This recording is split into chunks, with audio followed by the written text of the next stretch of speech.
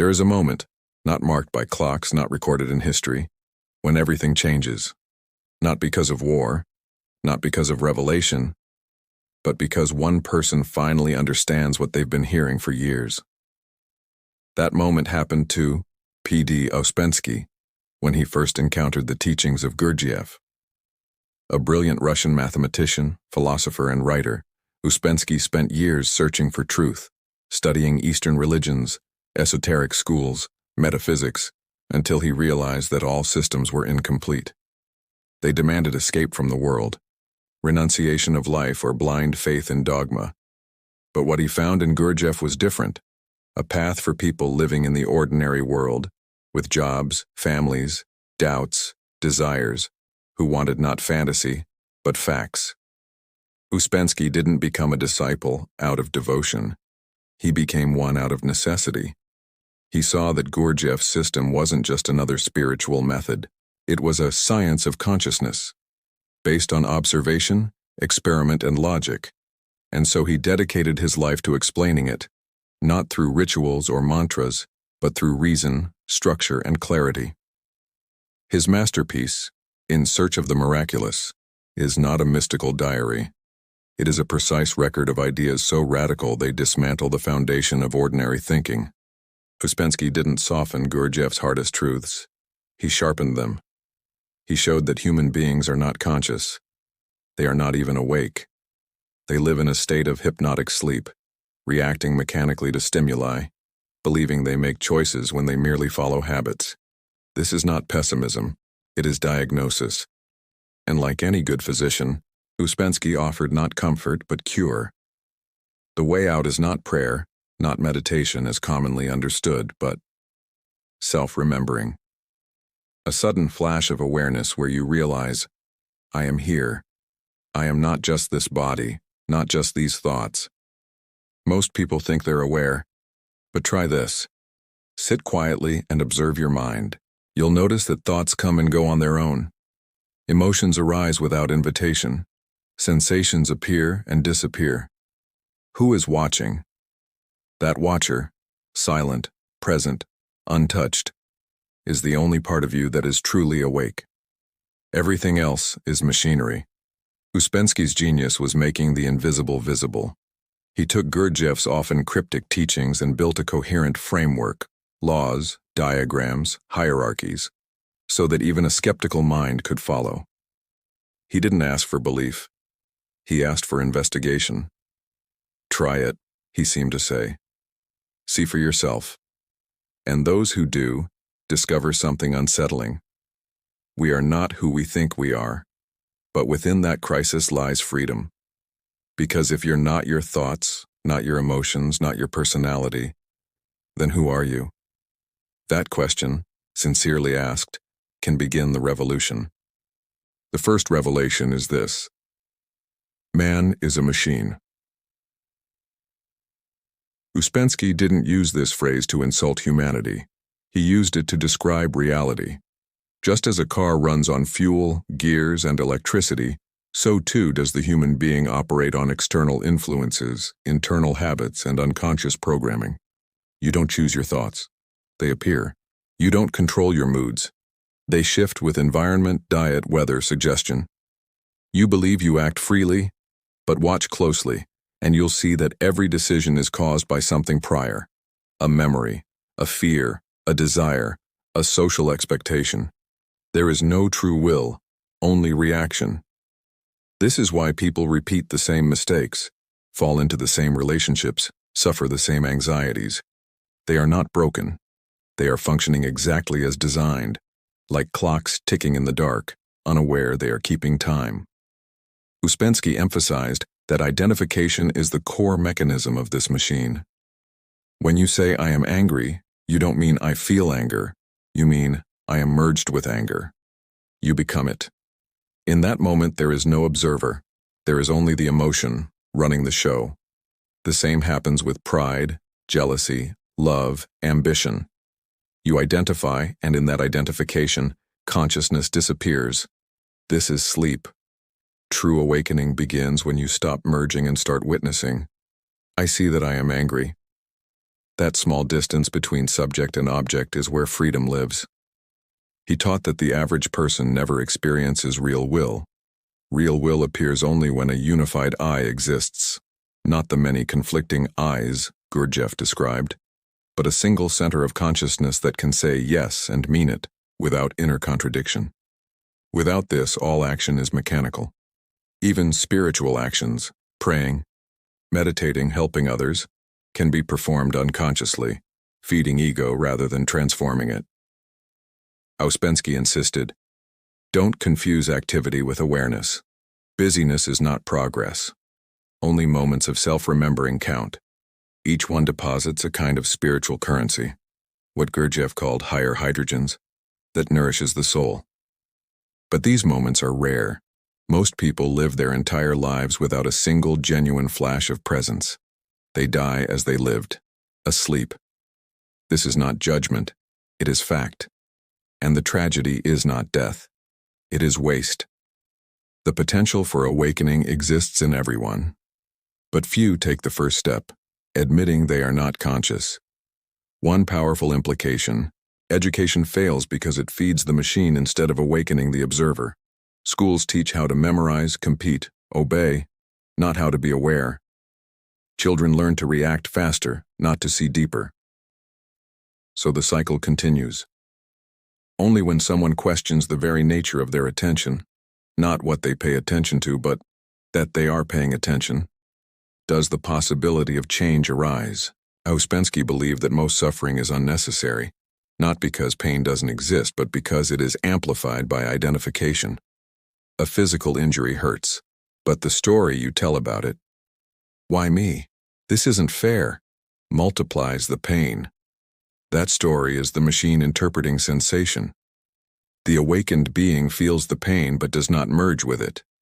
There is space, there is clarity, there is choice.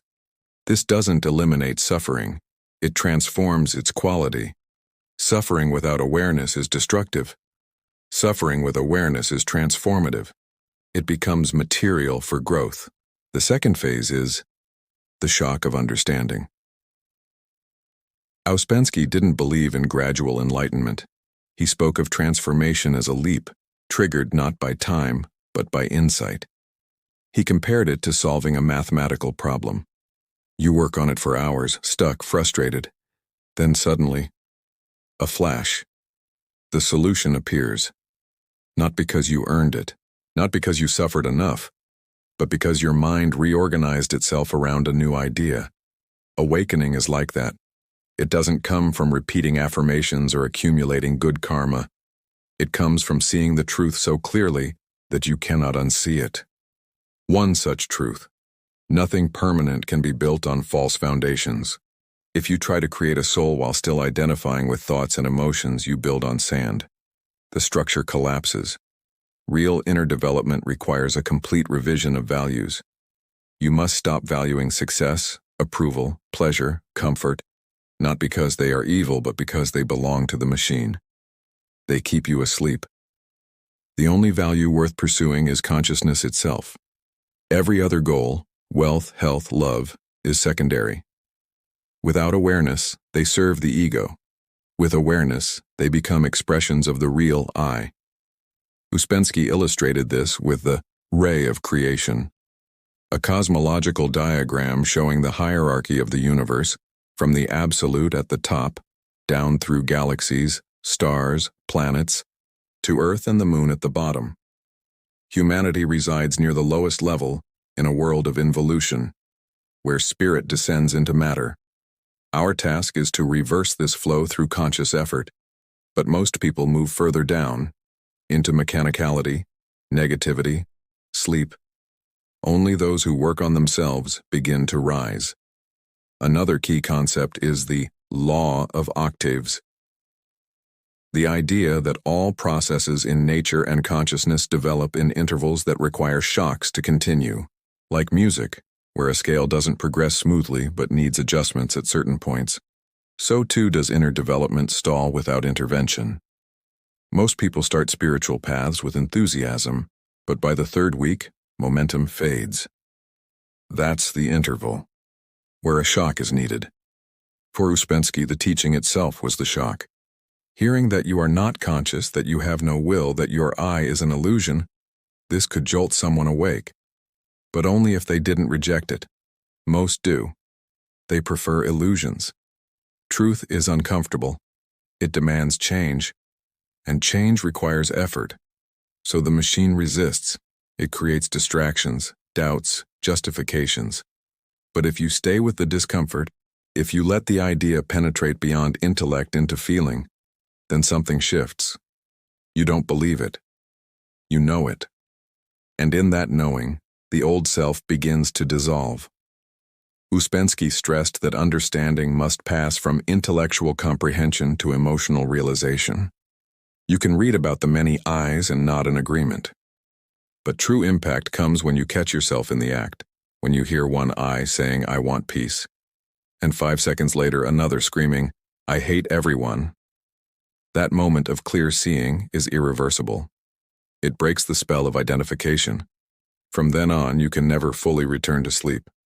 Even if you fall back into habit, a part of you remembers, this is not me, this is machinery. The third level is the ladder of being. Uspensky taught that consciousness is not binary, awake or asleep. It exists in degrees. He described 7 states of consciousness, ranging from deep sleep, 1, to objective consciousness, 7, where perception is free from distortion. Most people fluctuate between states 2 and 3, waking sleep and partial self-awareness. Rare individuals touch state 4, self-consciousness, where they can remember themselves consistently. States 5, 6, and 7 belong to beings of higher evolution, teachers, masters, cosmic intelligences. The goal is not to jump to state 7. It is to climb step by step, each requiring greater energy, discipline, and sacrifice. But the ladder cannot be climbed alone. It requires a school, not a church, not a seminar, but a group working under a unified method, with a teacher who embodies higher states. Uspensky stressed that no one can awaken in isolation. The influence of others is essential. In a true school, the collective energy supports individual effort. Students challenge each other, mirror each other, provide the friction needed for growth. But most so-called spiritual groups are fake. They offer comfort, not challenge. They reinforce illusions, not truth. A real school demands everything. It disrupts routines, exposes weaknesses, forces confrontation with the self. Uspensky recounted how Gurdjieff would give contradictory orders, humiliate students, assign meaningless tasks, not to punish, but to break automatism. When you're forced to act against habit, your machine stutters. In that stutter, a gap opens, and through it, consciousness may enter. He also introduced the idea of what higher bodies, subtle structures that must be formed through inner work.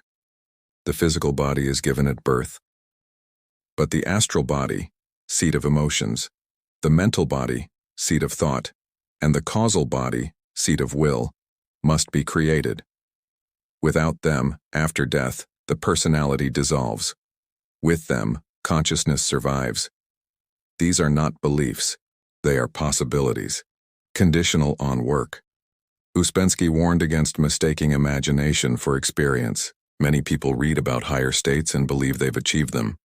But true knowledge comes only through verified interchange. Did your reactions slow? Did your identification decrease? Do you remember yourself more often? These are measurable signs, not visions, not ecstasies, not voices, but concrete shifts in being. He emphasized that inner development is not about acquiring powers, but about eliminating obstacles. The greatest obstacle is the false I, the constructed identity made of memories, roles, fears, and desires. As long as you believe you are this identity, you cannot grow. Growth begins when you stop defending it.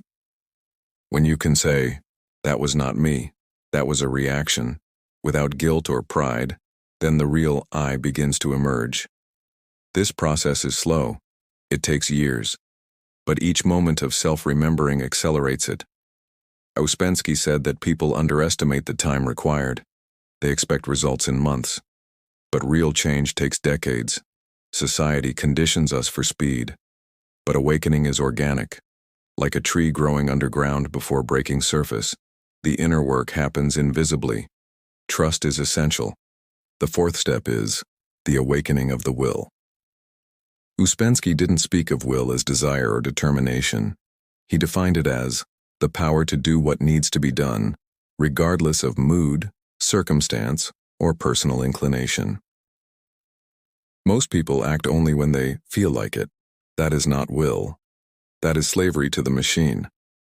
Real will emerges only when a permanent I is formed, a nucleus of consciousness strong enough to resist fragmentation. Until then, what you call will is just the temporary victory of one I over others. The lazy I wins today. The ambitious I wins tomorrow. No continuity, no unity. To develop will, you must practice conscious labor and intentional suffering. Doing things you don't want to do. Enduring discomfort you could avoid. Simply to strengthen the observing I.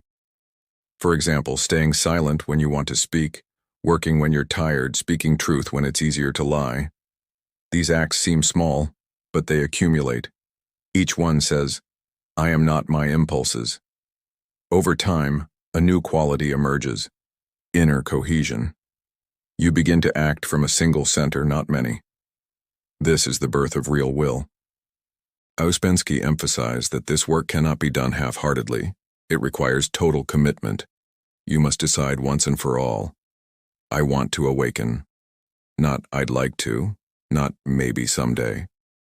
But now, and that decision must be renewed daily. He often said that people don't fail because the teaching is hard. They fail because they never really begin. They dabble, they read, they talk, but they don't work. And without work, nothing changes. The universe does not reward interest. It rewards effort. Those who persist, through boredom, confusion, pain, eventually cross a threshold. The machine no longer controls them. They control the machine. And in that mastery, freedom appears. Ouspensky knew that most abandon the path because they expect external validation, visions, bliss, supernatural events. But real progress is internal. It is quiet. It is unseen. You know you are changing not because you feel special, but because you suffer less from small things, react less to insults, waste less energy on resentment. These are the marks of awakening, and they only come through consistent, patient labor. There is no shortcut, no magic pill, no instant enlightenment. Only the long road walked one step at a time with full attention. Now the climax. Imagine standing in a dark room filled with mirrors. You can't see your reflection. You move, speak, gesture, but no image returns. Then slowly, a light appears. Not from above, not from a lamp, from within you. As it grows, the mirrors ignite one by one, revealing not your face, but countless versions of yourself. Past, future, possible, forgotten. And you realize you were never invisible.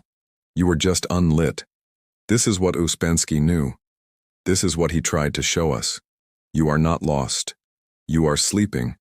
And the only thing needed to wake up is one clear moment of, I am here.